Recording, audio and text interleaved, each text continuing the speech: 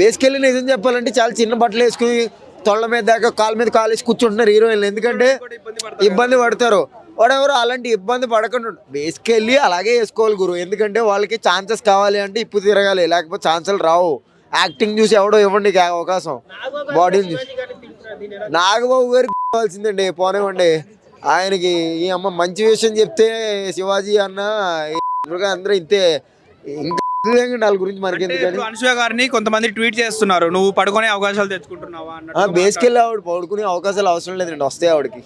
కానీ ఆవిడ చేయదు అనుకుంటుంది, వేరే విషయం. నాకు నోరిప్పితే తిడతానండి ఎవరినొక, నా బాధ నాది.